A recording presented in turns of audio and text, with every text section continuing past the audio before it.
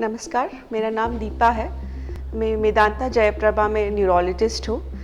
आज हम स्ट्रोक के बारे में डिस्कस करना चाहते हैं। स्ट्रोक जो कॉमन लैंग्वेज में हम बोलते हैं लकवा या पैरालिसिस बोलते हैं, ये ब्रेन की बीमारी है।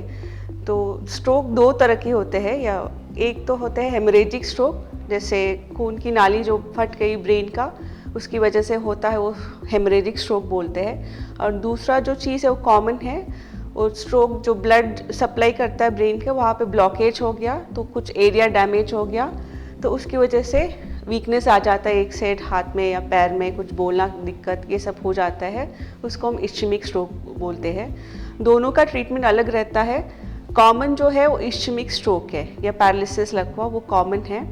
तो अगर किसी को भी स्ट्रोक या लकवा हो जाता है, अगर वो 4 घंटे के अंदर पहुंच पाते हैं तो एक उसके इंजेक्शन दे के उस स्ट्रोक को थोड़ा बेटर आउटकम हम दिला सकते हैं। जैसे तुरंत भी इम्प्रूवमेंट आ सकता है उस इंजेक्शन से, और 3 महीने के बाद भी जो भी इम्प्रूवमेंट होता है, जो इंजेक्शन नहीं रिसीव करता है, तो उन लोगों में हम देखते हैं कि इम्प्रूवमेंट थोड़ा अच्छा रहता है। उसके अलावा भी जो ब्लॉकेज रहता है, कभी कभी थ्रोम्बेक्टमी हम बोल सकते हैं उसको, वो क्लॉट को निकाल के हम ब्लड सप्लाई हम रेस्टोर कर सकते हैं ब्रेन को। दूसरा चीज़ है, इम्पॉर्टेंट है कि किस चीज़ से होता है स्ट्रोक। एक पहला चीज़ है 50 साल की उम्र के बाद किसी को भी स्ट्रोक होने का चांसेस रहता है। और दूसरा चीज़, जिनको डायबिटीज़ है, हाइपरटेंशन है, हार्ट का प्रॉब्लम बीमारी है, इन लोगों में स्ट्रोक होने का चांसेस ज़्यादा है। इसलिए स्ट्रोक प्रिवेंशन के लिए हमको बेसिकली शुगर, बीपी ये सब कंट्रोल करना चाहिए, और रेगुलरली भी हमको चेकअप करना चाहिए, क्योंकि बीपी शुगर हमको सिम्टम्स नहीं देता है most of the time. So regular checkup 6 months या 1 ईयर इंटरवल पे रेगुलर चेकअप भी बहुत इम्पॉर्टेंट होता है।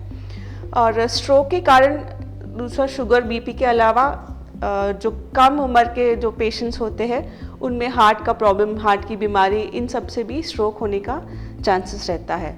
इलाज 2 तरह की है। पहले तो मैं बोली थी थ्रोम्बोलाइसिस या इंजेक्शन देके थोड़ा बेटर आउटकम के लिए वो कर सकते हैं। दूसरा, जब भी स्ट्रोक हो जाता है उसकी वजह से भी बहुत कुछ कॉम्प्लिकेशंस होता है। जैसे स्ट्रोक हो गया तो लोगों को एक साइड वीकनेस हो गया, निगलने का प्रॉब्लम रहता है, ये सब भी रहता है। ये सब भी ट्रीटमेंट लेना इम्पॉर्टेंट है।